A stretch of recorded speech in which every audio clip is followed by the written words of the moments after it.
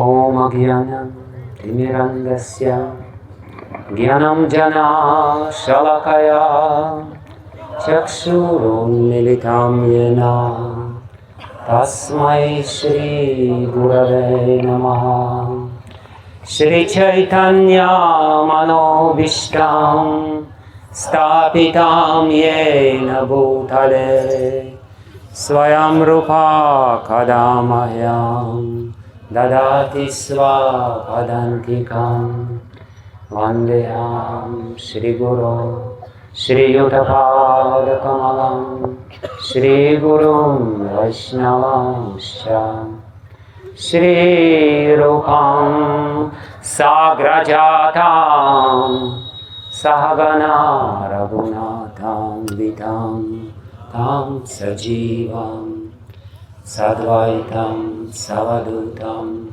Parijana Sahitam Krishna Chaitanya Devam Shri Radha Krishna Padam Sahagana Lalita Shri Vishakha Vitamscha He Krishna Karuna Sindho Dinabandho Jagatpate Gopesha Gopika Kanta Radha Kanta Namostute Tapta Kanchana Gaurangi Radhe Vrindavaneshwari Vrishabhanu Sutedevi Pranamami Hari Priye Vanchakalpatarubhyascha Kripa Sindhubhya eva cha Patitanam Pavanebhyo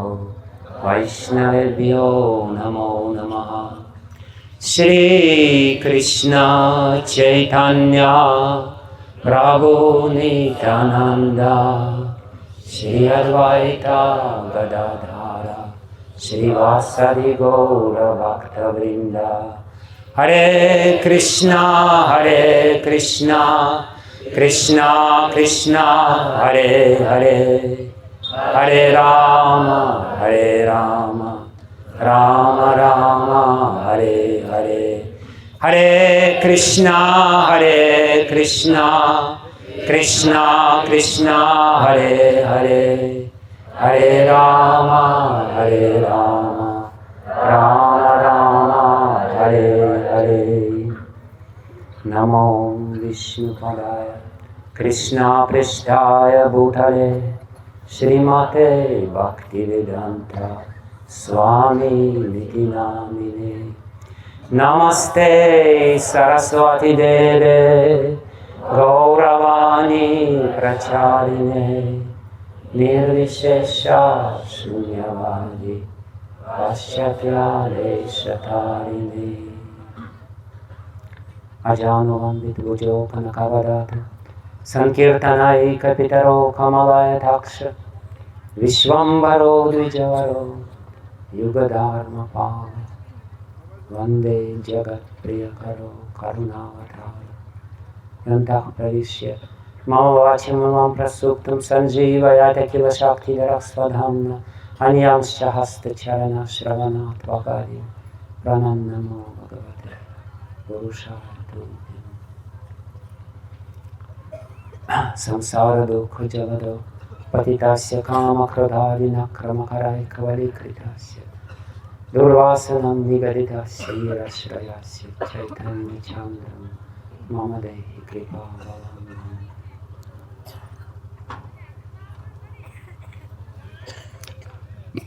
Hare Krishna.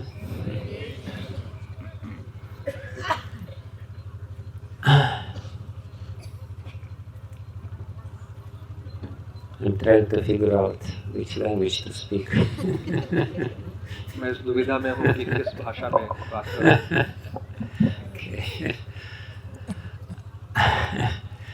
Between Russian, Hindi and English, it's difficult to choose. चयन कर पाना थोड़ा कठिन हो रहा है कि Russian में बात करूँ, हिंदी में या अंग्रेजी में. बीच में. So we're here near the very holy lake of Braj, which is called Sarovar. हम यहाँ पर ब्रज के एक बहुत ही पवित्र कुंड मानसरोवर के तट पर हैं। Man in Sanskrit means pride or anger, or usually it is translated as jealous anger. मान जो शब्द मान है, ये संस्कृत में सुनाई दे रहा है? हरे कृष्णा सुनाई दे रहा है? नहीं दे रहा। हरे कृष्णा, वो देखो पीछे हाथ दिखाने नहीं दे रहा, पीछे सुनाई नहीं दे रहा। हरे कृष्णा कृष्ण कृष्ण हरे हरे, हरे राम। सामने आ जाइए। हरे कृष्णा सुनाई दे रहा तो बताइएगा जब सुनाई देगा। हाँ अभी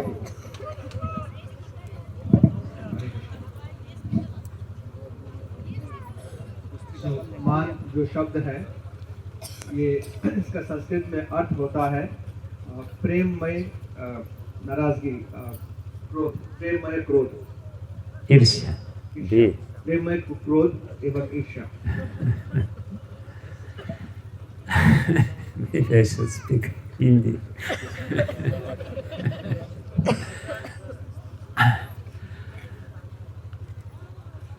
And usually the common parlance say that when somebody becomes sad,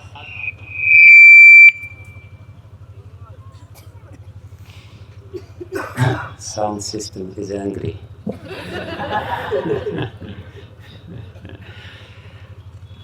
Usually people think that when somebody becomes a devotee, especially when he becomes a sadhu, what to speak about the highest possible rank of a devotee, then he is free from anger, free from jealousy, free from pride. साधारणतः ऐसा माना जाता है कि जब कोई व्यक्ति भक्त बन जाता है, जब साधु बन जाता है, इसके क्या कहने कि बहुत ही उच्च स्तर पे कोई है, तो फिर ऐसा व्यक्ति क्रोध से मुक्त हो जाता है, ईर्ष्या से मुक्त हो जाता है एवं ऐसे दूसरी चीजों से मुक्त हो जाता है। But here in Braj, we glorify the amazing quality of Srimati Radharani, which is manifest here, which is her anger and pride and jealousy. परंतु ब्रज में श्रीमती राधा रानी का वो वाला भाव बहुत ही गौरवपूर्ण है और उसकी गाथा गाई जाती है, जो कि यहाँ पर प्रस्तुत किया है, राधा रानी ने प्रकट किया है, जो है गुस्सा, क्रोध, ईर्ष्या एवं घमंड। This subject matter is not so easy to understand. It's very difficult to understand. ये विषय उतना आसान नहीं है समझ पाना, ये काफी कठिन है समझना। And most of the people, for sure, will misunderstand this subject matter. और अधिकतर व्यक्ति साधारणतः इसको गलत ही समझ पाएंगे। Very short story of this lake.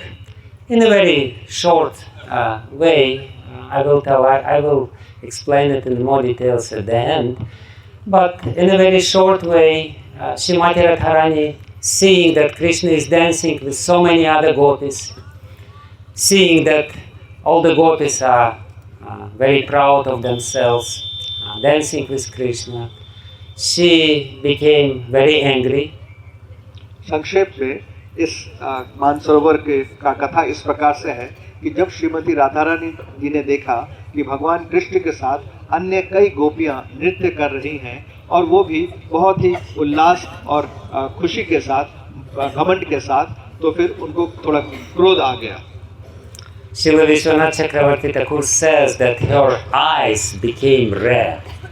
Srila Vishwanath चक्रवर्ती ठाकुर कहते हैं कि श्रीमती राधा रानी के नेत्र पूरी तरह से लाल हो गए। That is a sign of extreme anger when your eyes become red. जब नेत्र लाल हो जाते हैं, ये काफी अधिक क्रोध का लक्षण है। So, being so angry, she bit her lip. turned away from the rasa dance, came here and started crying in separation with Krishna. क्रोध में श्रीमती राधा रानी ने अपने अधरों को काट लिया, घूम गई रास नृत्य से एवं पीछे की तरफ आकर अलग से आकर गुस्से में वे क्रंदन करने लगी। And from her angry and sad tears, this beautiful lake has appeared. एवं उनके क्रोध एवं दुख के जो अश्रु है उससे ये सुंदर सरोवर का निर्माण हुआ है। And Krishna, when he noticed that Srimati Radharani is not there, that she left in anger, he became very worried. जब कृष्ण ने देखा कि श्रीमती राधा रानी क्रोध एवं ईर्ष्या के कारण यहाँ से जा चुकी हैं, तो वो बहुत चिंतित हो गए। And being in complete anxiety, he forgot that he is Bhagavan and that he is dancing with all the gopis, and all of a sudden, instead of so many Krishnas which were dancing with all the gopis, only one Krishna appeared and he left the arena of rasa dance. अत्यंत चिंताग्रस्त होने के कारण वो इस वक्त भूल गए कि वे परम पुरुषोत्तम भगवान हैं, यहाँ पे इतनी गोपियाँ हैं और रास लीला चल रहा है। वो अनंत कृष्ण का उनका जो प्राकट्य रूप था वो सब सिकुड़ गए और सिर्फ एक कृष्ण रह गए और वे भी रास लीला को छोड़कर बाहर चले गए। He could have stayed in the rasa dance and still dancing with other gopis, and in one form would search for Srimati Radharani. That's a plausible scenario. भगवान कृष्ण ऐसा भी कर सकते थे कि वो रास लीला में रहें, गोपियों के साथ रास करते रहें और साथ ही साथ श्रीमती राधा रानी के पीछे भी चले जाए। But he didn't do this because he just couldn't maintain his sobriety, and therefore he left altogether searching for Srimati Radharani. परंतु कृष्ण ऐसा कर नहीं पाए क्योंकि वो अपना धीरज, अपना धैर्य, अपना तत्व वो खो बैठे थे और वो पूर्ण रूप से श्रीमती राधा रानी के पीछे रवाना हुए। And here, at the bank of this lake, when he found her, he bowed down to her lotus feet and with tears in his eyes started begging forgiveness from Srimati Radharani. जब भगवान कृष्ण ने श्रीमती राधा रानी को इस कुंड सरोवर के तट पर पाया तो वे श्रीमती राधा रानी के चरणों पर गिर पड़े, नमन किए और उनके नेत्रों से अश्रुधारा प्रवाह होने लगी। So this is an amazing lake which is the mixture of tears of anger of Srimati Radharani and tears of repentance of Krishna. तो ये सरोवर बहुत ही अद्भुत और अद्भुत सरोवर है क्योंकि ये दो अश्रुओं से बना है। एक है श्रीमती राधा रानी के क्रोध का अश्रु एवं श्री कृष्ण के पश्चाताप के अश्रु। But by explaining in a very short way this Leela, we have to ask ourselves many questions because it's not very clear what's going on here in this Leela. इस लीला को समझ पाने के लिए हमें कई सारे प्रश्न करना चाहिए क्योंकि वो उतना आसान नहीं है समझ पाना कि इस लीला में आखिरकार हो क्या रहा है। Why Srimati Radharani all of a sudden became jealous? क्यों अचानक श्रीमती राधा रानी ईर्ष्यालु हो गई? It is actually explained by our acharyas that even before that, Srimati Radharani herself asked Krishna, "Why don't you dance with all the gopis together?" क्योंकि पूर्व आचार्यों ने बताया है कि एक समय श्रीमती राधा रानी ने स्वयं श्री कृष्ण से निवेदन किया था कि क्यों नहीं आप समस्त गोपियों के साथ नृत्य करते हैं। And when Krishna started doing this, she became angry. और जब कृष्ण ऐसा ही करने लगे तो वे क्रोधित हो गई। Of course, this is typical for ladies. हाँ, ऐसा तो स्त्रियों के लिए होता ही रहता है। You cannot expect logic from them. उनसे हम तर्क का अपेक्षा नहीं कर सकते। still the question remains, why did she do this? फिर भी प्रश्न तो बना रहता है कि उन्होंने ऐसा किया क्यों? And moreover, when Krishna came and was begging forgiveness from her and, crying tears of repentance, then after some pastime with her and after some enjoyment with her, he left her. और परंतु जब कृष्ण आए और पश्चाताप के आंसू बहाने लगे, उनके सामने प्रार्थनाएं की, निवेदन किया, क्षमा याचना की, और बहुत देर तक ऐसा होता रहा और वो मानी नहीं, तो कृष्ण वहां से चले गए उनको छोड़कर. So from the first glance, it seems like that this is a very mundane leela. तो पहली नजर में ऐसा प्रतीत होता है ये कोई साधारण लीला है.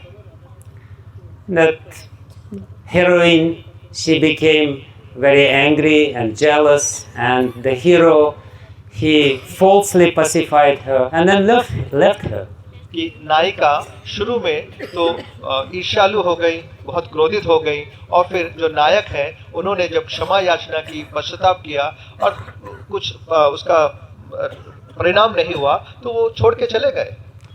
Sounds familiar, isn't it? सुनने में तो काफी जाना पहचाना लगता है ना?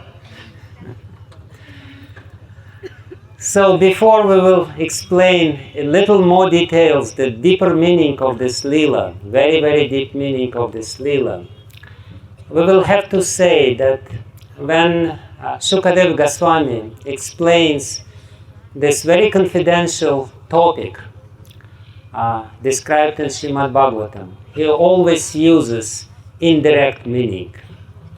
तो इससे पहले कि हम इस लीला के गहराई पे उतरे और इसको समझे, हमें ये समझना होगा कि श्रील शुकदेव गोस्वामी इस लीला का जब व्याख्या कर रहे हैं तो वो कई अंदेशे दे रहे हैं कि ऐसा भी है, वैसा भी है.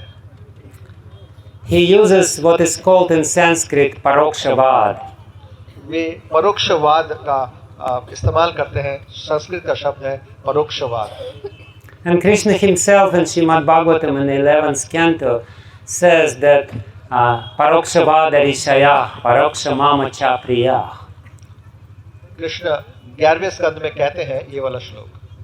He says that Rishi, the very wise men, they only speak in parokshavad, in indirect manner.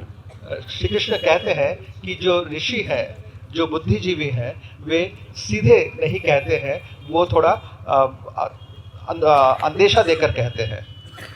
And he himself says, Krishna, that when they speak in this way, when they describe in this way, indirectly, it's very dear to my heart.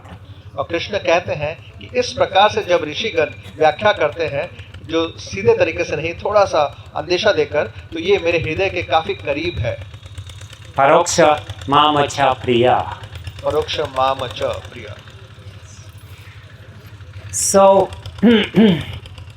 we have to be very clear about this particular subject matter, that Srimad Bhagavatam is not conveying the direct meaning, especially when it comes to the intimate relationship between Gopis and Krishna and Srimati Radharani and Krishna. हमें बड़ा स्पष्ट होना पड़ेगा इस विषय के बारे में कि जब श्रीमद् भागवतम गोपियाँ, श्रीमती राधा रानी, श्री कृष्ण, इनके लीलाओं के बारे में जब व्याख्या कर रहा है तो वो सीधे तरीके से नहीं कह रहा है, वो कुछ और कहना चाहता है. Because the very meaning of Srimad Bhagavatam is ras. क्योंकि श्रीमद् भागवतम का जो अंतर अर्थ है वो है रास. Srila Vyasadeva in the very beginning of Srimad Bhagavatam says, Pibata Bhagavatam Rasamalayam. Srila Vyasdev Bhagavatam के शुरू में ही कहते हैं कि पीजिए रस के आलय को. So everything which is there in Srimad Bhagavatam, the very message of Srimad Bhagavatam is ras. The Srimad Bhagavatam is the media to convey ras. तो श्रीमद् भागवत के अंदर जो कुछ है वो सब सिर्फ और केवल सिर्फ मात्र रास है. श्रीमद् भागवतम एक पद्धति है जिसके द्वारा, एक ट्रांसपोर्ट है जिसके द्वारा रास को सामने प्रस्तुत किया जा रहा है. Srimad Bhagavatam is conveying the very essence of Vedanta. Shrimad Bhagavatam वेदांत का जो सार है उसको प्रस्तुत कर रहा है। But the essence of Vedanta is rasa. परंतु हमें याद रखना चाहिए कि वेदांत का जो सार है वो असल में केवल रास है। Taittiriya Upanishad says, Raso Vaisaha, he, Bhagavan, the personality of Godhead, is ras. Taittiriya उपनिषद में बताया जा रहा है रसो वैसह परम पुरुषोत्तम भगवान केवल मात्र रास है। And therefore, the essence which is in Sanskrit, Sara, is called rasa. Rasa and Sara is the same word. जो सार है संस्कृत में ये सार हो जाता है रास, तो सार है रास और रास है सार। And the knowers, connoisseurs, rasikas, the knowers of rasa, they say that the rasa cannot be conveyed by the direct meaning. और जो रास के ज्ञाता हैं वे उनका कहना है कि रास सीधे तरीके से प्रस्तुत नहीं किया जा सकता, व्याख्या नहीं की जा सकती, उसको थोड़ा पास से निकाल के जाना पड़ेगा। When you speak about ras in direct meaning, the ras become aras. जब रास को सीधे तरीके से प्रस्तुत किया जाता है वो अरास हो जाता है। In Sanskrit, there are three main meanings of the words. Yes, Shabdaka. रास संस्कृत में ये जो रास शब्द है इसके तीन अर्थ निकलते हैं। One is mukhya artha, the direct meaning. पहला है मुख्य अर्थ, When you directly means what it means. जिसका सीधे तरीके से वो अर्थ होता है जो इसका जो देखने में आता है। And then there is lakshana vritti, दूसरा है लक्षण वृत्ति जो which is indirect meaning. जो कि लक्षणों के आधार पर होता है। And then there is vyanjana vritti. और तीसरा है व्यंजन वृत्ति। Vyanjana vritti means implied meaning. मतलब जो कहना चाहते हैं वो। And the knowers of rasa, they say that rasa cannot be conveyed by mukhya vritti and lakshana vritti. और जो रास के ज्ञाता हैं वे कहते हैं रास का जो सार है वो मुख्य वृत्ति और लक्षण वृत्ति एवं व्यंजन वृत्ति, लक्षण वृत्ति। लक्षण वृत्ति से नहीं समझाया जा सकता। So, like for example, to give an example what it means, vyanjana vritti, when somebody says the sun is setting, then the direct meaning is very clear, the sun is setting. उदाहरण के तौर पे अगर हम कोई कहता है कि सूर्य अस्त हो रहा है तो सीधे तरीके से देखने पे इसका अर्थ यही है सूर्य अस्त हो रहा है। But vyanjanam vritti can be so many different vyanjanas, different implied meanings. परंतु व्यंजन वृत्ति जो है उसमें कई तरीके से इस चीज को समझा जा सकता है। When somebody says sun is setting, he may mean that my life is over, my life is coming to an end. जैसे कि अगर कोई कहता है कि सूर्य अस्त हो रहा है, शायद वो ये कहना चाहता है कि मेरा जीवन का अंत समीप आ रहा है। Or if somebody in Loy Bazaar says the sun is setting, he means that I have to close my shop. या लोही बाजार में अगर कोई कहता है कि सूर्य अस्त हो रहा है, वो असल में कहना चाहता है कि समय हो चुका है कि मुझे अपना दुकान बंद करना पड़ेगा। And if brahmachari is saying the sun is setting, he means I have to go to bed. और अगर ब्रह्मचारी कह रहा है कि सूर्य अस्त हो रहा है, तो वो कहना ये चाहते हैं कि मेरे आराम का समय हो गया है। So it's the same phrase, but it may mean so many different things from the Vyanjana point of view. So वाक्य तो वही है, परंतु व्यंजन के नजरिए से इसके कई अर्थ निकल सकते हैं। And by Vyanjana vritti, you can say something without saying it. और व्यंजन वृत्ति के द्वारा हम कुछ कह सकते हैं बगैर उसके कहे। That's a special art, to say something without saying it. ये एक विशेष कला है कि जो हम कहना चाहते हैं उसको कह भी दिया पर कहा भी नहीं। Those people in the West, they usually don't understand Vyanjana vritti. पाश्चात्य देश के जो भक्त हैं वो समझ नहीं पाते अधिकतर ये क्या चीज है। Sometimes devotees, they read different commentaries of acharyas, and acharyas give completely different meanings of the same verses in Bhagavad Gita even. भक्त कभी कभी पूर्वाचार्यों के जो टीकाएं हैं उनको पढ़ते हैं, तो यहाँ तक कि भगवत गीता के ऊपर जो टीका लिखा है विभिन्न आचार्यों ने, वो कभी कभी पूर्ण रूप से अलग ही होता है। And devotees can't understand why they give different meanings. और भक्त समझ नहीं पाते हैं कि क्यों अलग अलग अर्थ दिया जा रहा है। But that's Vyanjana, that's their understanding, their realization, and all these meanings are contained in the very short verses of Bhagavad Gita. परंतु ये व्यंजन वृत्ति है, उन आचार्यों का जो रियलाइजेशन है, जो विज्ञान है, वो है ये समस्त जो अलग अलग जो टीकाएं हैं वो सब भगवद गीता के उस छोटे से श्लोक के अंदर सीमित है, कंटेंट है, उनके अंदर है, छुपे हुए हैं। And the great scholar Anandavardhan, he wrote a famous book, Dhvanyaloka, which describes 1,000 types of Vyanjana, how to speak indirectly. आनंद लोक नाम के एक Dhvanyaloka. उन्होंने एक शास्त्र लिखा है, आनंदवर्धन नाम का शास्त्र लिखा है, जिसके अंदर वो बताते हैं हजारों प्रकार के व्यंजन वृत्ति कि एक ही चीज को कैसे अलग अलग तरीके से समझाया जा सकता है। So the connoisseurs, the rasikas, those who know rasa, they say that if you speak about rasa, indirect meaning, you kill rasa, you destroy rasa.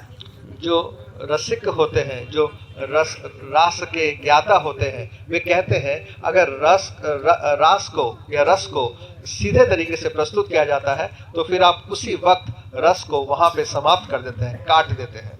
Srila Vishwanath Chakravarti Thakur, he gives a very beautiful metaphor, comparison, explaining this phenomenon. Srila Vishwanath चक्रवर्ती ठाकुर एक तुलना देते हैं इस चीज को समझाने के लिए।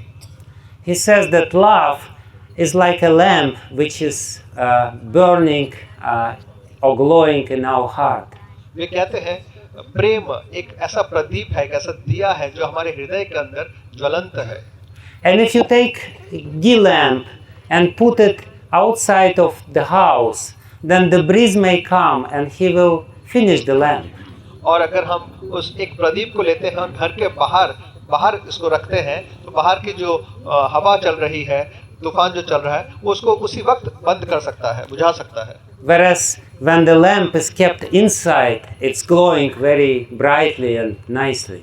परंतु जब वो प्रदीप अंदर रखा हुआ है तो बहुत सुंदर तरीके से वो ज्वलनशील है और बहुत अच्छी रोशनी दे रहा है। In the same way, when you speak about love in direct manner, the love diminishes or even dies. तो उसी प्रकार से जब प्रेम के बारे में हम सीधे तरीके से उसको प्रस्तुत करते हैं तो जो प्रेम है वो कम हो जाता है या मृत हो जाता है। But when it's kept inside, it only comes out from the glances and from smiles and from some other expressions. परंतु जब प्रेम हृदय के अंदर में रखा जाता है तब वो सिर्फ बाहर आता है नजरों से, मुस्कान से और ऐसे दूसरे इशारों से। Therefore, when nowadays this phrase is very common, I love you. आजकल ये जो कहना है ये बहुत ही प्रचलित है कि मैं तुमसे प्रेम करता हूँ। The real meaning of this phrase is very simple. I don't like you, but I want to exploit you. इसका जो असली अर्थ है वो सिर्फ इतना है कि मैं तुम्हें असल में पसंद नहीं करता हूँ, मैं तुम्हारा शोषण करना चाहता हूँ। When someone says this to somebody else, this is what it means. जब ये वार्ता कोई किसी को कहता है, असल में वो ये कहना चाहता है। And the great poets, therefore, they say that Naika, the heroine, will never say I love you to the hero. इसीलिए जो महाकवि हैं वे कहते हैं कि नायिका कभी भी नायक को नहीं कहती है कि मैं तुमसे प्रेम करती हूँ। And the hero will never say this to heroine. और जो नायक है वो भी कभी सत्य प्रेम में प्रेमिका को ऐसा नहीं कहेगा। Not to diminish the love. सिर्फ इसलिए जिससे कि प्रेम कम ना हो जाए। Not to deprive love of its dignity and force. प्रेम का जो महत्व है, उसका जो शक्ति है, उसको उसे नहीं घटाने के लिए वो नहीं कहते हैं। therefore, when Sukadeva Goswami describes the pastimes of Krishna, sometimes people don't understand why Srimad Bhagavatam is written the way it is written. तो इसलिए जब सुखदेव गोस्वामी श्री कृष्ण की लीलाओं का व्याख्या करते हैं, अधिकतर लोग समझ नहीं पाते कि श्रीमद् भागवतम जैसे लिखा गया है ऐसे क्यों लिखा गया है. Like in so many other Puranas, there are many more details of even Krishna Leelas. जैसे कई पुराणों में यहाँ तक कि कृष्ण लीला के बारे में व्याख्या कुछ अधिक तरीके से बताया गया है. Some Leelas Sukadeva Goswami in Srimad Bhagavatam describes in a very short way. कुछ लीलाओं को श्रीमद् भागवतम के अंदर श्रील सुखदेव गोस्वामी बहुत ही संक्षेप में समझाते हैं. And devotees think that, if he wants to speak about this, he should elaborate why in other Puranas he is more elaborate on these Leelas. और भक्त सोचते हैं अगर वो कह ही रहे हैं तो भागवतम में ही इसको थोड़ा विस्तार से बता दिया होता, क्यों कर भला दूसरे पुराणों में इसकी चर्चा या व्याख्या थोड़ा विस्तार से किया गया है. But Sukadeva Goswami is not a storyteller. परंतु याद रखिए सुखदेव गोस्वामी एक कहानी कहने वाले व्यक्ति नहीं है. He is not the professional reciter of Srimad Bhagavatam. वो श्रीमद् भागवतम के जो प्रोफेशनल बोलने वाले कथाकार होते हैं वैसे नहीं है. Who wants to entertain his audience. जो प्रोफेशनल कथाकार होते हैं वे अपना जो ऑडियंस है, सामने जो लोग बैठे हैं, श्रोता हैं, उनका मनोरंजन करना चाहते हैं. सुखदेव गोस्वामी वैसे नहीं है. It's not मनोरंजन के लिए, not. So it's not about entertainment, it's about conveying the most secret message of Vedanta, of all the Upanishads, which is love between Krishna and Srimati Radharani. Shrimad Bhagavatam मनोरंजन के लिए नहीं है, ये है वेदांत का जो सार है, जो गहन सार है, उसको प्रस्तुत करने के लिए, जो कि है श्री कृष्ण राधा रानी एवं भक्तों का प्रेम, परस्पर प्रेम. And therefore, oftentimes people, especially outside people, especially scholars who try to study Srimad Bhagavatam, they don't understand anything in Srimad Bhagavatam. इसी कारण से जो बाहर के लोग हैं, विशेषतः जो ज्ञानी लोग हैं, वे जब श्रीमद् भागवतम का अध्ययन करते हैं, वे तो कुछ समझ ही नहीं पाते हैं कि हो क्या रहा है भागवतम के अंदर. And the most mysterious question about Srimad Bhagavatam, why does Sukadeva Goswami not even once mention the name of Srimati Radharani? और सबसे गुह्य बात ये है कि पूरे श्रीमद् भागवतम में श्री सुखदेव गोस्वामी क्यों एक बार भी श्रीमती राधारानी का नाम नहीं लेते हैं. And sometimes people tell the story that Sukadeva Goswami was afraid to pronounce this name because otherwise he would go into samadhi and would spend the rest of his life in samadhi or something like this. और कभी-कभी भक्त इसको समझाने की कोशिश करते हैं यह कहकर कि श्री सुखदेव गोस्वामी ने इसलिए श्रीमती राधारानी का नाम नहीं लिया क्योंकि अगर वे इस नाम को ले लेते तो वो समाधि अवस्था में प्रवेश कर जाते और फिर भागवत का क्या होता. But Srila Jiva Goswami in his commentary to the 10th canto of Srimad Bhagavatam gives very beautiful reason for this. परंतु श्रील जीव गोस्वामी दसम स्कंद के टीका में एक बहुत ही सुंदर इसका उत्तर देते हैं. And unless we understand his explanation of this fact, we will not understand Leelas which are described in the 10th canto of Srimad Bhagavatam. और जब तक हम श्री जीव गोस्वामी की व्याख्या को समझ नहीं जाते हैं, तब तक श्रीमद् भागवतम के दसम स्कंद में जो लीलाओं का वर्णन है उसे हम कतई समझ नहीं पाएंगे. He's describing it in one purport to the Ras Leela pastime by saying, by explaining the thinking of Sukadeva Goswami. Shri जीव गोस्वामी रासलीला के व्याख्या पर जो टीका है वहां पर लिखते हैं कि सुखदेव गोस्वामी की सोच क्या थी. He says Sukadeva Goswami was thinking that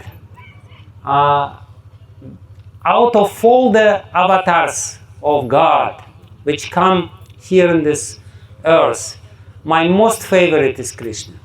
Shri Sukhdev Goswami सोच रहे थे कि भगवान के अनगिनत अवतारों में से जो अवतार जो इस पृथ्वी पर आते हैं उनमें से मेरे जो सबसे हृदय प्रिय है वो है Shri Krishna.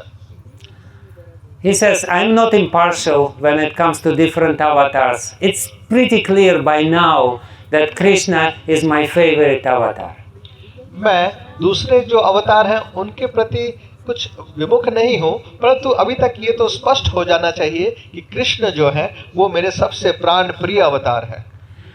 And then he says, among so many parikars, so many associates of Krishna, the most wonderful associates of Krishna are Brajavasis. और वे कहते हैं कि भगवान कृष्ण के जो अनगिनत परिकर हैं उनमें से सबसे प्रिय है ब्रजवासी। And among all the Brajavasis, the most wonderful parikars or associates of Krishna are Brajaramanis, the gopis of Vrindavan. और ब्रजवासियों में जो सब सर्वोत्तम प्रिय हैं कृष्ण को वे हैं ब्रजरमणी अर्थात गोपियां। He gives the comparison by saying those who have more love, he is more dear to Krishna and more dear to himself. वे तुलना करके बताते हैं कि जिनमें ज्यादा प्रेम है वो कृष्ण को बहुत प्रिय है एवं उनको बड़े प्रिय है। And he says, this is a very secret subject matter, but by now everyone who is reading Srimad Bhagavatam could understand that much, that I am partial to Vrajavasis, and among Vrajavasis I am more partial to the Vrajaramanis. वे कहते हैं कि ये बहुत ही गुह्य ज्ञान है, परंतु अभी तक जो पढ़ रहे हैं श्रीमद् भागवतम को वे इतना तो समझ ही चुके होंगे कि मुझे सबसे प्रिय है ब्रजवासी, कृष्ण को सबसे प्रिय है ब्रजवासी और ब्रजवासियों में सबसे प्रिय है ब्रजरमणियां। But there is even more secret knowledge still remains, पर एक और भी ज्यादा गहरा गुह्य ज्ञान अभी भी है, which I have not revealed so far. जिसको मैंने अभी तक सबके सामने रखा नहीं है। And this most secret knowledge is that among all the cowherd girls of Vrindavan, the dearmost is Radharani. और ये सर्वोत्तम गुह्य ज्ञान ये है कि समस्त गोपियों में से जो सर्वोत्तम प्रिय है श्री कृष्ण को वो है Shrimati Radha Rani. And when I just think about her love, my heart starts beating, starts pumping. और जैसे ही मैं श्रीमती राधा रानी के प्रेम के बारे में सोचने लगता हूँ मेरा हृदय द्रुत वेग से तड़पना लगता है, फड़फड़ाने लगता है। And because not so many people will be able to understand the intensity of her love for Krishna, I will not call her by name. चूँकि अधिकतर लोग उनका श्रीमती राधारानी का जो प्रेम है कृष्ण के प्रति उसको समझ नहीं पाएंगे और समझते नहीं हैं, इसके लिए मैं उनको उनके नाम से नहीं पुकारूंगा। And he of course looks at the audience and he sees that there are so many jnanis and yogis are there, and he cannot just reveal the name because he knows that his love, his attachment to Srimati Radharani will be diminished if he says it in direct manner. और वे अपने श्रोतागणों में देखते हैं इतने योगी हैं, ज्ञानी हैं और अलग अलग विषय के लोग हैं कि अगर उनको उनके सामने सीधे तरीके से प्रस्तुत कर दिया जाता है श्रीमती राधारानी का नाम, तो फिर उनके हृदय के अंदर श्रीमती राधारानी के प्रति जो प्रेम है वो घटित हो जाएगा, कम जाएगा। And therefore he says, by no means, no way that I will be able to speak the name directly, no way that I will reveal who is the most wonderful lover of Krishna. और इस कारण से वो कहते हैं, और इस कारण से किसी भी अवस्था में मैं कृष्ण को जो सबसे प्रिय है उनका नाम तो मैं बोल ही नहीं पाऊंगा। But then he says, if I don't reveal it, for those who are eligible to understand this secret, then I will be guilty. और फिर वो कहते हैं अगर ये जो श्रोतागण है इनमें से जिनमें योग्यता है इस ज्ञान को पाने का, अगर मैं उनके सामने इस ज्ञान को प्रस्तुत ना करूं तो फिर मैं तो I will be guilty. मैं दोषी हो जाऊंगा। दोषी। So it's a famous dosh. Sometimes knowledgeable people they are very stingy. They don't want to reveal their knowledge to everyone, even to worthy people, to eligible people. So ये एक बहुत बड़ा दोष है कि जो ज्ञानी व्यक्ति हैं वे ज्ञान को सबके सामने प्रस्तुत नहीं करते हैं और अधिकतर समय पे कभी-कभी ऐसे लोगों को भी नहीं प्रस्तुत करते जिनमें योग्यता है उस ज्ञान को प्राप्त करने की. It's actually said that when somebody is not revealing to his disciples who are yogyata, who are eligible, qualified, that if somebody does not reveal all knowledge to his disciples who are qualified, he will become Brahma Rakshasa in the next life. ऐसा बताया गया है कि जो अपने शिष्यों को या अनुयायियों को वो ज्ञान नहीं प्रस्तुत करता है जिसके लिए वो योग्य हैं, तो ऐसा व्यक्ति अगले जन्म में ब्रह्म राक्षस बनेगा. So therefore, Shukadev Goswami, he is in. There is some, he's in a fix. He doesn't know what to do. He says, I cannot speak directly, but I cannot. I have to reveal it. I have to reveal this secret, and I cannot reveal this secret. तो सुखदेव गोस्वामी बहुत बड़ी दुविधा में है कि एक तो मैं सबके सामने प्रस्तुत नहीं कर सकता और जो योग्य हैं उनके सामने प्रस्तुत नहीं कर सकता. And then he says, aha, I know the solution. फिर वो कहते हैं, आहा, मुझे पता है इसका समाधान क्या है. I will speak about it and not speak about it. मैं इसके बारे में वार्ता करूंगा पर नहीं बताऊंगा. I will not speak about it myself, but I will make the other gopis to speak about it. मैं खुद स्वयं तो नहीं बताऊंगा, परंतु मैं दूसरी गोपियों के द्वारा यही चीज बतवा दूंगा. And they will speak about it, but not in a direct manner. और वे इसके बारे में सीधे तरीके से नहीं बताएंगे. And those who will be able to understand, they will be able to understand everything. But those who will not be able to understand, let them go to hell. और जो इन बातों को समझ पाएगा वे सब कुछ समझ जाएंगे और जो नहीं समझ सकते जाए भाड़ में. Actually, recently we were visiting some Sufi holy places, and in one holy place of the Sufi, it so happened we were there. It was not in India, so. This Sufi, particular Sufi, he told there is a very beautiful story connected with him. तो कुछ समय पहले हम एक विदेश में किसी सूफियों का जो कोई अच्छा धार्मिक स्थल है वहाँ पे हम थे, तो वहाँ के जो सूफी हैं उन्होंने एक बात बताई हमें. So this Sufi, he was telling stories, but he will never reveal the meaning of the stories, and sometimes his audience was puzzled. What is the inner meaning? What he wants to say? What is the lesson of this story? सूफी जो हैं वो कुछ कथाएं बता रहे थे, परंतु वो ये नहीं बता रहे थे कि वो कहना क्या चाहते हैं, उसका सार क्या है. तो उनके जो श्रोता हैं वो थोड़े विडंबना में थे कि क्या बात क्या है, वो कहना क्या चाहते हैं, हो क्या रहा है ये. So once somebody who was listening to him, he asked him question, dear such and such, why you never explain the meaning of the stories which you tell?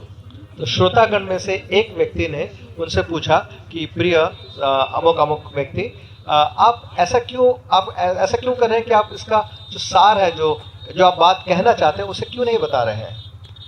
And he answered, let's say you came to a market. उनका उत्तर था, ऐसा मान लो कि आप किसी बाजार में आए हो. And you came to my shop. और आप मेरे दुकान पे आए हो. And you bought from me a very nice mango. और आपने मेरे से एक सुंदर सा एक आम खरीदा है. And I took money from you. और मैंने आपसे पैसे वसूल किए हैं. And then I ate this mango myself and gave to you only the, how you say this, the cover, the covering. और मैंने आम को खुद स्वयं खा लिया और आपको सिर्फ छिलका पकड़ा दिया. He says, if I explain to you the meaning of the stories which I tell you, it's the same if I eat the mango and give you the cover.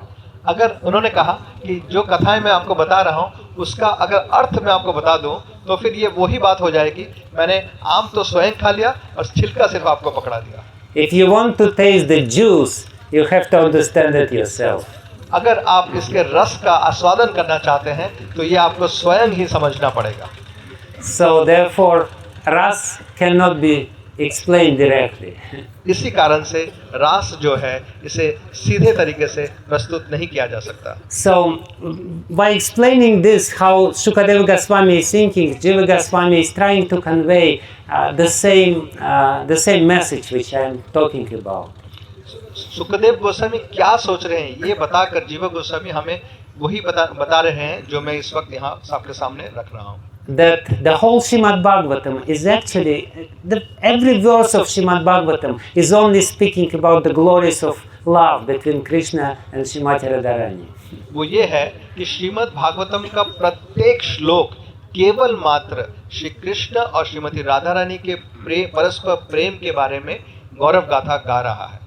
But how to understand this you have to really do the hard work yourself. परंतु इसे समझेंगे कैसे आप? उसके लिए आपको स्वयं ही पूरा अपना कोशिश करना होगा। And of course we know that at one point even Sukadeva Goswami, even though he swore to himself that he will never reveal the name of Srimati Radharani, it slipped out from his lips. यद्यपि सुखदेव गोस्वामी ने अपने आप को वादा किया था कि वे श्रीमती राधारानी का नाम सामने प्रस्तुत नहीं करेंगे, फिर भी वो फिसल के उनके जबान से निकल ही गया। But again, it happened in indirect manner. परंतु वहाँ भी वो सीधे तरीके से नहीं, थोड़ा घुमा के बाहर आया है। We know this verse, Anayaradhitanunam Bhagavan Haririshvaraha Yanno Vihaya Govinda Pritoyan Anayadraha. This verse, Anaya Aradhitam Nunam, is indirectly indicating the name of Srimati Radharani. ये जो अन्याराधितम जो श्लोक है, जो शब्द है श्लोक में, वो असल में श्रीमती राधारानी के ही नाम को थोड़ा घुमा के प्रस्तुत कर रहा है। And the beautiful meaning of this verse is revealed by Jiva Goswami, Sanatana Goswami and Vishwanath Chakravarti Thakur. इस श्लोक का जो सुंदर अर्थ है वो श्री जीवा गोस्वामी, सनातन गोस्वामी, विश्वनाथ चक्रवर्ती ठाकुर इत्यादियों ने बहुत सुंदर तरीके से प्रस्तुत किया है। Again, Sukadeva Goswami is not speaking this verse himself. He puts this verse into the lips of the gopis. और यहाँ भी सुखदेव गोस्वामी स्वयं इस श्लोक को नहीं कह रहे हैं, उन्होंने ये जो श्लोक है गोपियों के मुख से प्रस्तुत किया है। And Srila Jiva Goswami, by explaining this, he's asking the question, who is speaking this verse? Which one of the gopis is speaking this verse? और श्रील जीवा गोस्वामी इस श्लोक के टीका में लिखते हैं कि असल में कौन सी गोपी इस श्लोक का उच्चारण कर रही हैं? He says, those gopis who are friends of Srimati Radharani, when they saw this verse is being spoken by the gopis when they saw the footprints of Krishna, and when they saw the footprints of Krishna near the big footprints of Krishna, they saw small footprints of some gopi. ये जो श्लोक है ये तब कहा जा रहा है जब गोपियों ने देखा कि श्रीमती राधारानी और श्री कृष्ण के चरण चिन्हों को, और देखा कि एक जो बड़े चरण चिन्ह है उस बड़े चरण चिन्हों के पास एक छोटा चरण चिन्ह भी है। And in this way, they start glorifying Srimati Radharani by speaking the verses, describing their emotional state when they saw that Krishna is not alone, that he left all of them for the sake of one. इस वक्त सारी गोपियाँ इस बात श्रीमती राधारानी के गुणगान करने लगती हैं कि जब श्री कृष्ण उनको छोड़ के चले गए, उन्होंने सबको छोड़ दिया परंतु एक को अपने साथ जरूर रखा है। So Srila Jiva Goswami, he asks, who speaks this verse? Which one of the gopis? तो जीवा गोस्वामी पूछते हैं कौन इस श्लोक को कह रहे हैं, कौन सी गोपी? He says, those gopis who are friends of Srimati Radharani, they couldn't speak this verse. वो कहते हैं वो गोपियाँ जो कि श्रीमती राधारानी की अंतरंगा सखियाँ हैं, वे इसको नहीं कह सकती। Because they would keep chup-chap. क्योंकि वे चुप रहेंगे। They would keep silent. वे पूरी तरह से शांत रहेंगे, किसी के सामने कुछ नहीं कहेंगे। They knew from the very beginning that she is with him and only she could be with him, but they wouldn't reveal it. क्योंकि उनको तो शुरू से ही पता था कि असल में श्री कृष्ण किसके साथ हैं और कौन है उनके साथ, ये दूसरों को वो कतई नहीं बताएंगी। He says that those who are opposed to Srimati Radharani, those who are from Chandravali's group, they couldn't speak this. और वे कहते हैं जो श्रीमती राधारानी के विरुद्ध हैं, जो चंद्रावली के व्यू से हैं, वे तो कहेंगे ही नहीं, Because they were shocked by seeing that she is with him.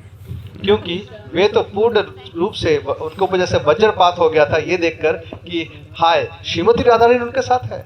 They were completely emotionally devastated by seeing that she is with him. वे तो पूर्ण रूप से मानसिक तरीके से टूट गई थी, बिखर गई थी ये देखकर कि श्रीमती राधारानी उनके साथ है।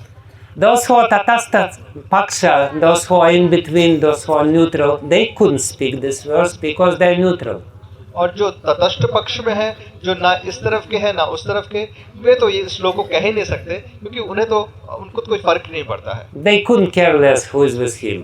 उनको कोई फर्क नहीं पड़ता कि उनके साथ है कौन सी गोपी है। They were only looking for Krishna, and for them it doesn't matter who is with him. वे तो सिर्फ कृष्ण को ढूंढ रही थी, उनके लिए कोई फर्क नहीं है पड़ता कि उनके साथ कौन सी गोपी है।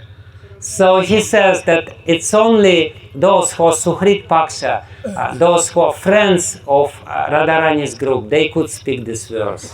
वे कहते हैं कि ये सिर्फ सुहृद पक्ष वाली गोपियां ही कह सकती हैं जो कि श्रीमती राधा रानी के सखियों के मित्र हैं। And what do they say by glorifying Srimati Radharani? They say Anayaraditam Nunam Bhagavan Hari Rishwaraha. Nunam means indeed. और नूनम शब्द का अर्थ है निश्चित ही। This gopi, indeed, she was worshipping Aradhitam, Anayaradhitam Nunam Bhagavan Hari Ishvaraha. She was worshipping Bhagavan Hari Ishvara in the best way. ये जो गोपी है वो निश्चित ही आराधना कर रही थी भगवान हरि का, निश्चित ही वो ही कर रही थी। But why do they name Bhagavan with so many names? Bhagavan Hari Ishvara and then Tanno Vihaya Govinda. क्यों वो इतने सारे नामों से पुकारते हैं, भगवान हरि ईश्वरा Govinda? 4 names in one verse. एक ही श्लोक में 4 नाम। By pronouncing these 4 names of Bhagavan, they glorifying the amazing love of Srimati Radharani. भगवान के 4 नामों को वहाँ पर कहकर वे श्रीमती राधा रानी के जो परम पवित्र और विशेष जो प्रेम है उसका गुणगान कर रही हैं। In a very indirect manner. और बहुत ही सीधे तरीके से नहीं, थोड़ा घुमाकर। They say, what does it mean Bhagavan? वे कहते हैं भगवान का अर्थ क्या हुआ?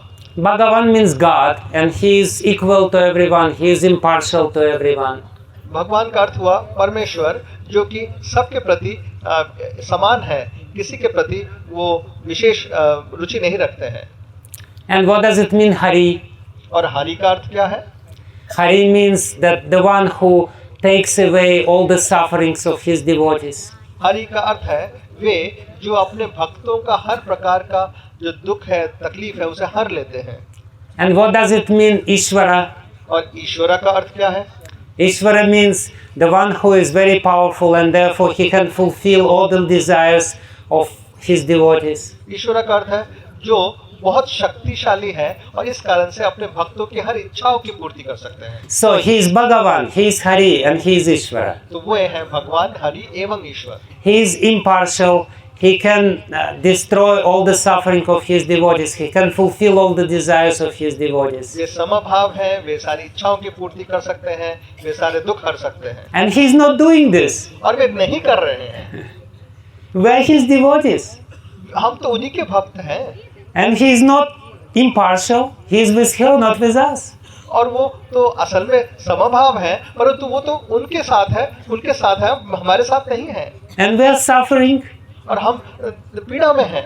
And he is not taking away our sufferings. और वो हमारी पीड़ा को हर नहीं रहे हैं। And we desire to be with him.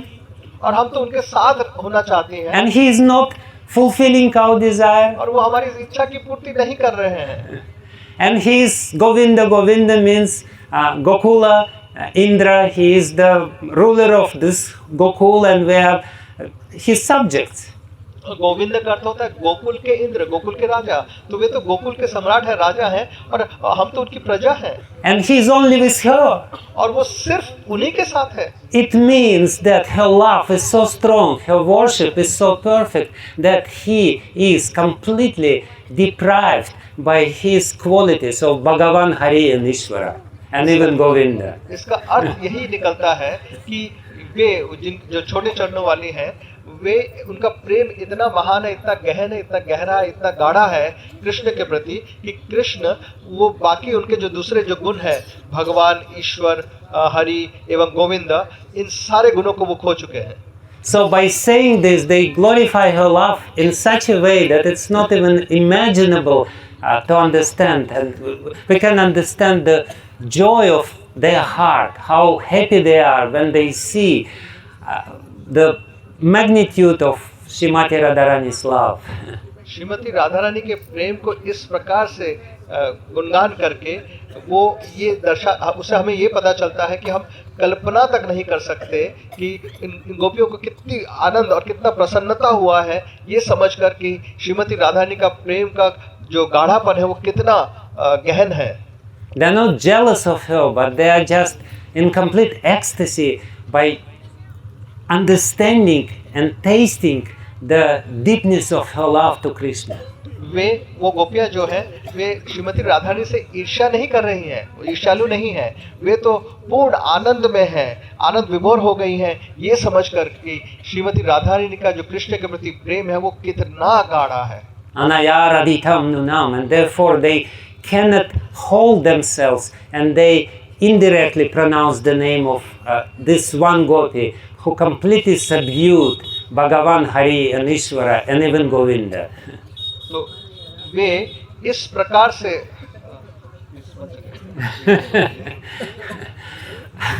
I don't remember what I said. वे इस प्रकार से She completely subdued Bhagavan, Hari, Ishvara and Govinda. वे श्रीमती राधा रानी के का जो गहरा प्रेम है उससे इस प्रकार से प्रभावित हो गए और खुशी से, आनंद से उस चीज को, उसका महोत्सव मना रही हैं, क्योंकि श्रीमती राधा रानी का प्रेम जो है वो भगवान श्री कृष्ण का जो भगवत्व है, उनका जो हरित्व है, उनका जो ईश्वरत्व है, उनका जो गोविंदत्व है, उसको श्रीमती राधा रानी के प्रेम से वो दब गया है पूरी तरह से, उन्होंने भुला दिया है इन चीजों को।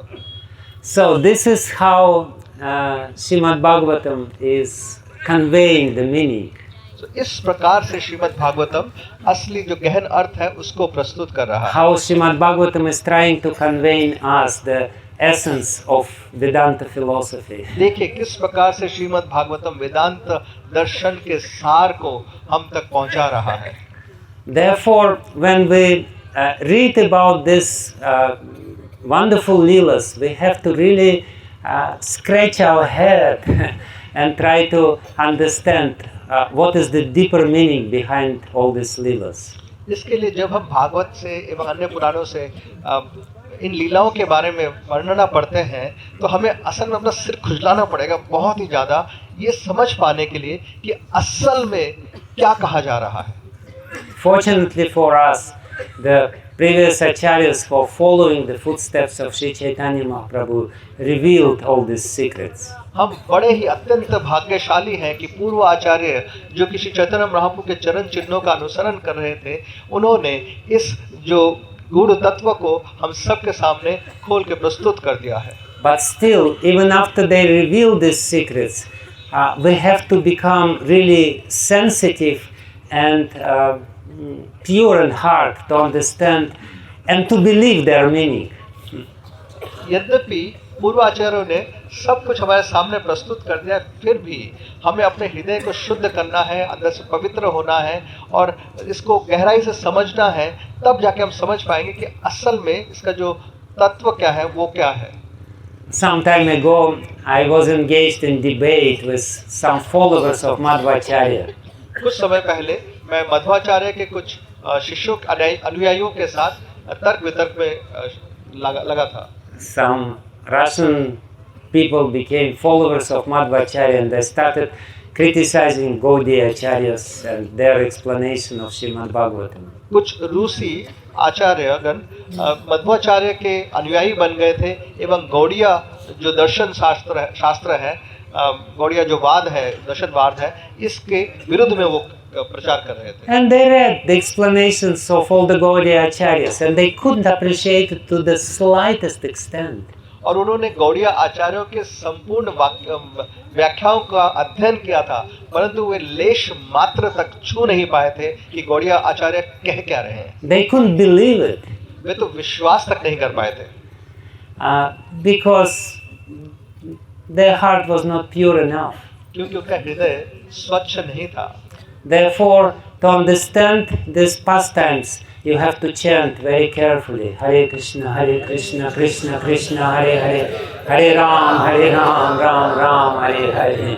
इसलिए इन लीलाओं को समझने के लिए हमें बहुत ही ध्यानपूर्वक महामंत्र का जप करते रहना चाहिए। And then, after some time, when your heart will become clean, this meaning will become so beautifully revealed within your heart. और थोड़े समय के बाद जब आपका हृदय स्वच्छ होने लग जाएगा, तब इन श्लोकों का जो गहरा जो अर्थ है वो आपके हृदय के अंदर अब स्वतः ही प्रकाशित होना शुरू हो जाएगा। By reading all the explanations of our great acharyas, we will be able to understand the inner makings, the inner dynamic of rasa. हमारे पूर्वाचार्यों के लेखनी को पढ़ते हुए हम समझना शुरू कर जाएंगे और हम इसका एप्रिसिएशन कर पाएंगे कि रसों का जो सार जो है वो क्या है। So this particular pastime which took place in Sarovar is being explained in a great detail by Srila Vishwanath Chakravarti Thakur in his book Prem Samput. Srila Vishwanath चक्रवर्ती ठाकुर अपने ग्रंथ में ये जो मानसरोवर का लीला है इसके बारे में बड़े विस्तार से व्याख्या कर रहे हैं। He gives a very wonderful and amazing description of the inner meaning of this lila. वे बहुत ही अद्भुत एवं सुंदर अर्थ टीका प्रस्तुत करते हैं इस लीला के अंतर अर्थ के बारे में। He says that once Krishna, he took a shape, a form of a Gandharvi lady. एक बार वे कहते हैं कि एक बार भगवान कृष्ण ने एक गंधर्वी का रूप धारण किया। He wanted to hear about love of Srimati Radharani from her own lips. वे श्रीमती राधारानी के प्रेम की व्याख्या सुनना चाहती थी अपने ही स्वमुख से। But he knew that if he would come himself, she would not say anything. तो वे जानते थे कि अगर वे खुद स्वयं बन जाएं तो फिर वे कुछ कहेंगे नहीं। She would just turn away and say, "Just get out of here. I don't want to speak with you." वे तो सिर्फ वहाँ से घूम के चली जाएंगी और जाते समय कह देंगे कि चले जाओ यहाँ से, मैं तुमसे बात नहीं करना चाहती। चले जाए। चले जाओ। She would not speak even one word in explanation of this. वे तो एक शब्द तक नहीं उच्चारण करेंगी।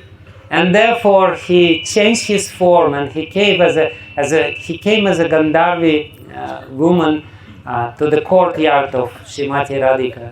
इसके लिए उन्होंने अपना रूप बदलकर एक गंधर्वी स्त्री का रूप धारण किया एवं श्रीमती राधा रानी के प्रांगण में प्रस्तुत हुई।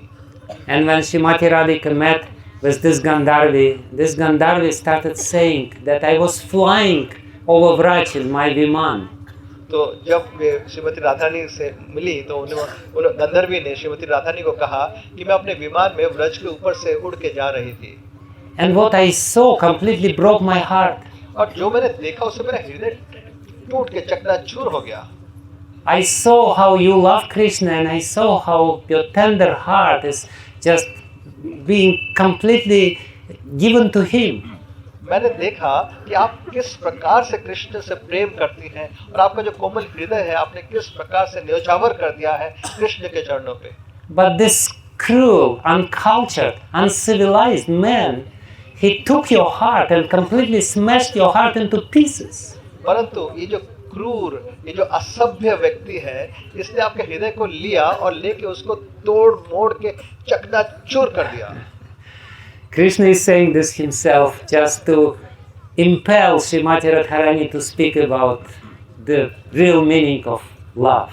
कृष्ण स्वयं इस बात को कह रहे हैं जिससे कि श्रीमती राधारानी प्रेरित हो जाए कि उनके जो प्रेम का अंतर अर्थ है उसे खुद ही वो प्रकाशित करें। he says in the form of this Gandharvi woman that I saw what happened during Rasalila, how he abandoned you, how he first abandoned all the gopis and then he abandoned you also. गंधर्वी के रूप में श्री कृष्ण स्वयं कह रहे हैं श्रीमती राधा रानी से कि मैंने देखा कि किस प्रकार से इस व्यक्ति ने पहले तो समस्त गोपियों का तिरस्कार किया और अंततः यहाँ तक कि आपका भी तिरस्कार कर दिया. I cannot even imagine how cruel one has to be to do this to some innocent girls. मैं तो कल्पना तक नहीं कर सकती कि किसी व्यक्ति को कितना क्रूर होना होगा कि ऐसे भोली भाली स्त्रियों का इस प्रकार से अवहेलना करना, तिरस्कार करना. And then Srimati Radharani started speaking. और तब श्रीमती राधा रानी कहने लगी. And she said, no, it's not like this. You don't understand it. उन्होंने कहा नहीं, ऐसा नहीं है. असल में तुम समझ नहीं पा रही हो. First she explains why she left Rasa dance. पहले वो समझाती है कि वे स्वयं क्यों रास लीला छोड़ के बाहर आई. Something which externally looked like jealous anger was actually her love. तो वो चीज जो बाहर बाह्य दृष्टि से लगता है कि ये ईर्ष्यालु क्रोध है, असल में ये उनका गहरा प्रेम है. She looked how Krishna was dancing with every gopi and she saw that Krishna expanded himself into so many forms.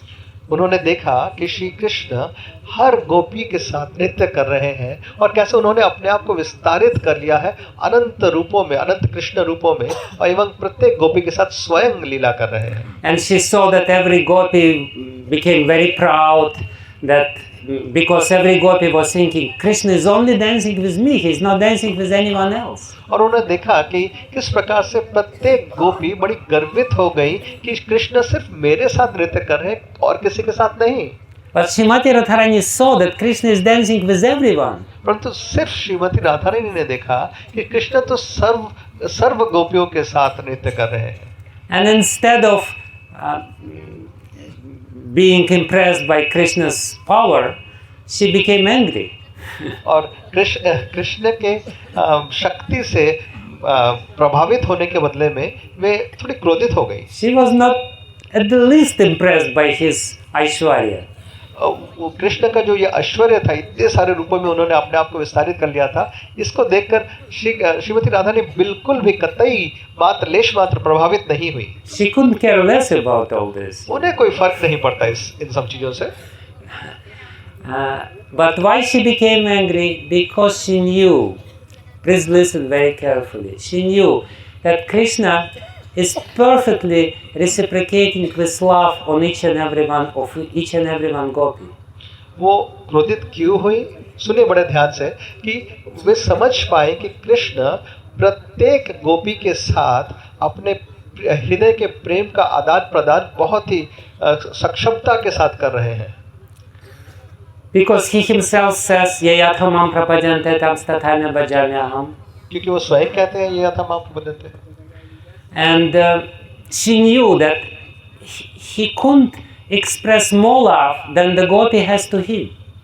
और वे समझ पाए कि कृष्ण बंधे हुए इस बंधन में कि वो उतना प्रेम नहीं प्रकाशित कर पा रहे गोपियों को जितना गोपियां स्वयं कृष्ण को प्रेम करती हैं. If among the two lovers love each other and somebody expresses more love than other, it's a source of constant disappointment. दो प्रेमियों के बीच में अगर एक प्रेमी दूसरे से ज़्यादा प्रेम करता है तो फिर दोनों को ही इसमें डिसअपॉइंटमेंट होता है. Disappointment Complete disappointment. निराशा होती है. Nirasha. So she knew that Krishna wants to express his love to the fullest extent, but he cannot do this. वे समझ सके कि कृष्ण अपने प्रेम को पूर्ण रूप से सामने रखना चाहते हैं पर वो कर नहीं पा रहे हैं. Because she knew that the gopi couldn't reciprocate with so much love which was there in Krishna's heart. वो समझ सके ऐसा इसके लिए होना क्योंकि गोपी कृष्ण के हृदय में जो प्रेम है उस पूरे प्रेम का आदान प्रदान गोपी नहीं कर पाएगी. And she felt very sad at her heart because she knew that Krishna wants to express his love. He cannot do this, and she became angry. Why is he suffering like this? Why all these gopis make him suffer this way? और वो उनको समझ आया राधा रानी को कि कृष्ण अपने हृदय की प्रेम की पूर्णता को सामने रखना देना चाहते हैं पर वो दे नहीं पा रहे हैं, तो गोपियां ऐसा क्यों कर रही हैं उनके साथ? कृष्ण को इतना दुख क्यों दे रही हैं? Just imagine yourself, you have so much love in your heart, you want to express this love, and then there is somebody who says, yes. सोच के देखिए, बस कल्पना कीजिए, आपके हृदय में बहुत प्रेम है किसी के प्रति और आप वो प्रेम उनके सामने प्रदर्शित करना चाहते हैं, परंतु वो जो सामने है वो बड़े ही सामने बैठ के बस कर रहे हैं। Would you suffer? इससे आपको दुख नहीं होगा क्या? So she became angry at all these gopis and at Krishna. She says he is wasting his time. और इस पर श्रीमती राधा रानी बहुत क्रोधित हो गई इन गोपियों पर एवं कृष्ण पर कि आप अपना समय बर्बाद कर रहे हैं। Therefore she didn't become jealous.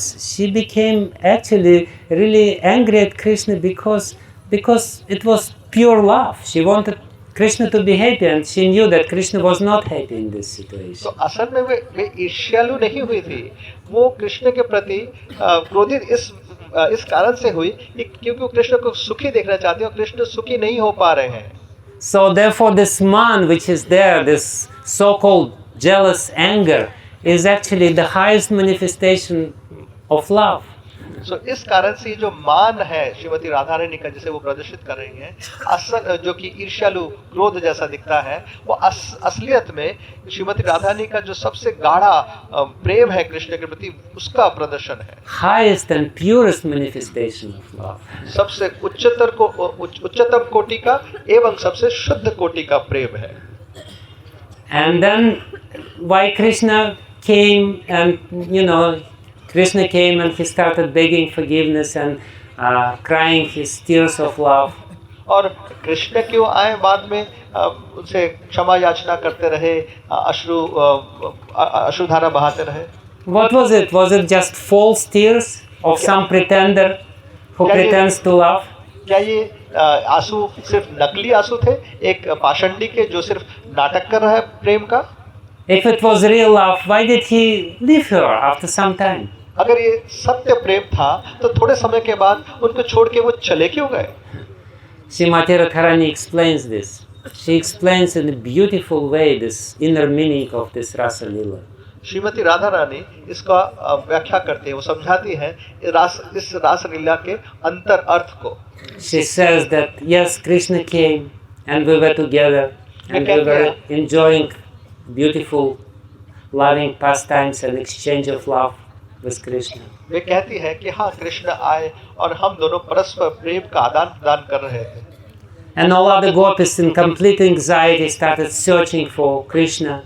एवं अन्य गोपियां बहुत चिंता में दुविधा में आकर कृष्ण को ढूंढने लग रही थी।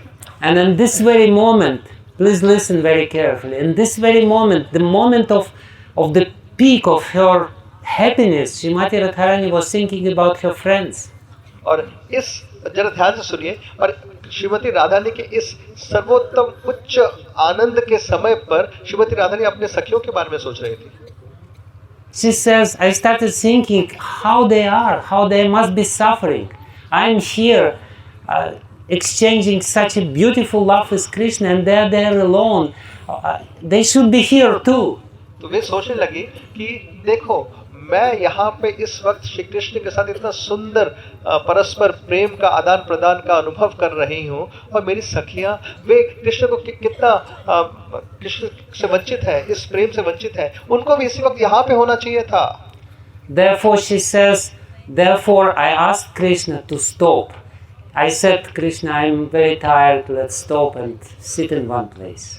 इस कारण से मैंने कृष्ण को कहा कि हे कृष्ण अभी रुक जाना चाहिए हमें, मैं काफी थकी हुई हूँ, हमें थोड़ा आराम से बैठना चाहिए। But real meaning was let's wait and let my friends will come and see and we will share this love with my friends. परंतु इसका जो सत्य अर्थ है वो ये है कि थोड़ा रुकिए, हम थोड़ा रुक के इंतजार कर लेते हैं, मेरी सखियां आने ही वाली होंगी, जब वो आ जाएंगी तो फिर ये जो प्रेम का आदान प्रदान हो रहा है उनके साथ भी हम उसको शेयर करेंगे. But then she says, she explains to this Gandharvi lady who is Krishna himself, then she said that, but Krishna was more clever than myself. और तब राधा रानी ने इस गंधर्वी स्त्री को कहा, परंतु कृष्ण मेरे से भी ज्यादा चतुर है. She said that Krishna knew much better than myself that this is not a good plan. और वे कहती है कि कृष्ण मेरे से ज्यादा अच्छे तरीके से समझ रहे थे कि ये जो हमारा प्लान है ये कोई अच्छा प्लान नहीं है. Because it was not only Srimati Radharani's dear friends who were looking for her, but some other gopis were also there. And they would come and they would see Radharani and Krishna and they would become angry at Radharani and Krishna even more. क्योंकि राधा रानी ने समझ पाई कि ये सिर्फ राधा रानी की सखियां ही नहीं जो श्रीमती राधा रानी और कृष्ण को ढूंढ रहे हैं, यहाँ पे अन्य गोपियां भी हैं जो शायद थोड़ा ईर्ष्यालु हो जाए और वो ईर्ष्या के कारण श्री राधा कृष्ण का परस्पर प्रेम से ईर्ष्या होने के कारण क्रोधित भी हो जाए. Therefore Krishna invented much better plan. इस कारण से कृष्ण ने और भी सुंदर प्लान तैयार किया. Krishna stopped at this place and immediately left Srimati Radharani. और कृष्ण यहाँ पे इसी वक्त रुक गए और श्रीमती राधा रानी को छोड़ के चले गए. And he was thinking, now when I left her and she will faint because of separation with me, all these gopis will find her, and instead of blaming her, they will become completely amazed by the magnitude of her love. और कृष्ण सोच रहे थे कि जब मैं श्रीमती राधिका को छोड़ के चला जाऊंगा उस समय वो बेहोश प्रेम के कारण, प्रेम की विरह के अग्नि के कारण वो गिर कर बेहोश हो जाएंगे, और जब गोपियां श्रीमती राधानी को बेहोश अवस्था में यहाँ पाएंगी तो वो सोचेंगी और समझेंगी कि श्रीमती राधानी का प्रेम कितना गाढ़ा है. If they would find us together, they would blame her. But since I leave her, they will blame me instead of her. तो अगर ये गोपियां मुझे और श्रीमती राधारानी को एक साथ पाएंगे तो फिर वे श्रीमती राधारानी पर दोषारोपण करेंगी, परंतु अगर मैं राधारानी को छोड़ के चला जाता हूँ तो उनके राधारानी पर दोषारोपण नहीं करके वे मुझ पर दोषारोपण करेंगे. So Krishna left Srimati Radharani because he didn't want her to be blamed. He would rather prefer that he would be blamed. तो कृष्ण ने श्रीमती राधारानी को छोड़ के इसके लिए चले गए क्योंकि वे नहीं चाहते थे कि श्रीमती राधारानी पर कोई दोषारोपण हो, बल्कि वे चाहते थे कि दोषारोपण मुझ पर ही हो जाए. इतना प्रेम करते हैं. Who wants to be blamed? कौन चाहता कि वो खुद दोषी ठहराया जाए? Nobody wants to be blamed. ऐसा कोई नहीं चाहता. But Krishna, he wants to be blamed to protect the purity and chastity of Srimati Radharani. परंतु श्री कृष्ण चाहते हैं कि उन पर दोष आए जिससे कि वो श्रीमती राधा रानी के पवित्रता को बजाय रख सके. And moreover, he thought that when all the gopis will see how Srimati Radharani is suffering in separation with Krishna, they will understand that their suffering is nothing in comparison with her suffering. और जब इससे बड़ी बात तो यह है कि जब गोपियां देखेंगी कि श्रीमती राधारानी किस प्रकार से विहल अवस्था में है, टूटी हुई हैं, बिखरी हुई हैं, इसको देखकर वो समझ पाएंगी कि उनकी जो पीड़ा है वो श्रीमती राधारानी के जो महान, जो भव्य स्तर का जो पीड़ा है उसके सामने तुच्छ है, कुछ भी नहीं है. Sometimes we also suffer in separation with Krishna, but it's very little separation, very little suffering. कभी कभी हम भी कृष्ण के विरह अग्नि में थोड़ा सा जलते हैं, परंतु वो बहुत बहुत ही छोटा है. It's like one electron size. वो शायद एक इलेक्ट्रॉन के साइज का हो. And other gopis suffering in separation with Krishna like mustard seed size. और जो बाकी गोपियों का जो पीड़ा है विरह में वो शायद एक सरसों के दाने की तरह हो. In comparison with our suffering, it's very huge. Mustard seed is big in comparison with electron. हमारा जो विरह पीड़ा है उसके तुलना में बहुत बड़ा है. एक इलेक्ट्रॉन की तुलना में एक सरसों का बीज बहुत बड़ा होता है. But Srimati Radharani's suffering is like Meru Mountain. और श्रीमती राधारानी का जो पीड़ा है, विरह पीड़ा है, इस तुलना में मेरू पर्वत श्रृंखला जैसा है। So, and when they see her suffer this way, they will appreciate her love to Krishna. और जब वे गोपियां श्रीमती राधारानी के इस पीड़ा को देखेंगी, अनुभव करेंगी, तब वे समझ पाएंगी कि श्रीमती राधारानी का प्रेम कृष्ण के प्रति कितना गाढ़ा है। Because Krishna knew that when he was dancing with everyone of the gopis, they didn't really appreciate her special position. क्योंकि कृष्ण जानते हैं कि जब कृष्ण समस्त गोपियों के साथ नृत्य कर रहे थे, वे श्रीमती राधारानी का जो विशेष स्तर है, उसका जो प्रभाव है, उसको समझ नहीं पा रहे थे। And your own bhakti cannot grow unless you respect the devotion of other people. और आपकी भक्ति तब तक बढ़ नहीं सकती है जब तक आप दूसरे भक्तों की भक्ति का सम्मान नहीं कर पाएंगे। Especially if you are not capable of respecting the devotion which is greater than yours, you have no chances to grow in your devotion to Krishna. विशेषतः अगर आपकी भक्ति के से ऊंचे स्तर की भक्ति आपके सामने है, किसी भक्त की, उसकी सराहना आप नहीं कर पा रहे हैं, तो कृष्ण के प्रति आपकी भक्ति बढ़ नहीं सकती। Therefore, Krishna saw that by leaving her, I will achieve so many purposes at once. तो कृष्ण ने सोचा कि श्रीमती राधारानी को अगर मैं इस वक्त त्याग करके छोड़ के चला जाऊं, तो मैं कई चीजों को एक साथ प्राप्त कर सकता हूं। So Srimati Radharani will not be blamed. तो श्रीमती राधारानी पर दोषारोपण नहीं होगा। On the contrary, all other gopis, they will respect her much more and understand her special position, even if they are not her friends. बल्कि दूसरी गोपियां श्रीमती राधारानी का जो विशेष स्तर है, उसको समझ पाएंगी और उसको मान्यता दे पाएंगी, यद्यपि वे श्रीमती राधारानी के उतने विशेष सखियां नहीं। And moreover, the love of other gopis, because they will respect Srimati Radharani and will appreciate her love, will also grow and grow and grow. सिर्फ उतना ही नहीं, दूसरी जो गोपियां हैं, चूंकि वो अब श्रीमती राधारानी के प्रेम का सम्मान करना शुरू कर देगी ज़्यादा गहराई से, तो उनका खुद का स्वयं का प्रेम जो है वो सिर्फ विस्तारित और एवं विस्तारित होता रहेगा। Therefore, when I will come back, it will be a completely different rasa dance. तो इस कारण से जब मैं वापस आऊंगा, तो वो जो रास लीला होगा, वो पूर्णतः एक अलग ही रास लीला होगा। So, in this way, Krishna devised the plan and left Srimati Radharani alone in this lonely forest place.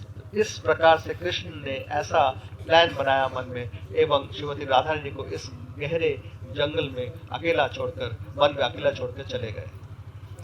And this is the inner meaning of this pastime, which was explained by Srimati Radhika herself.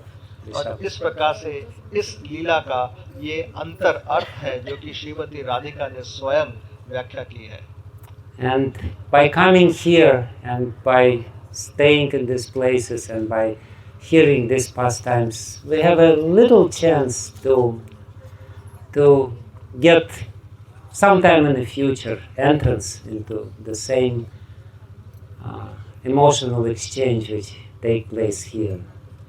यहाँ पर आने पर एवं इस लीला के अंतर अर्थ को समझने से हमारे पास एक छोटा सा एक अपॉर्चुनिटी, एक अवसर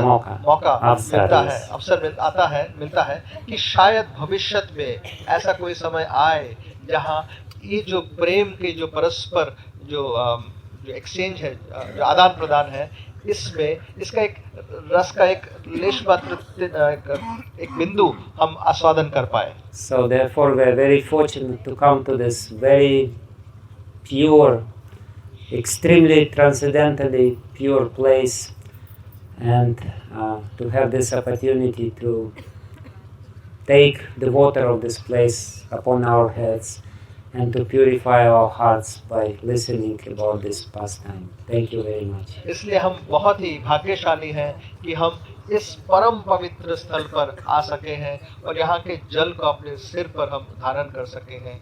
और धन्यवाद।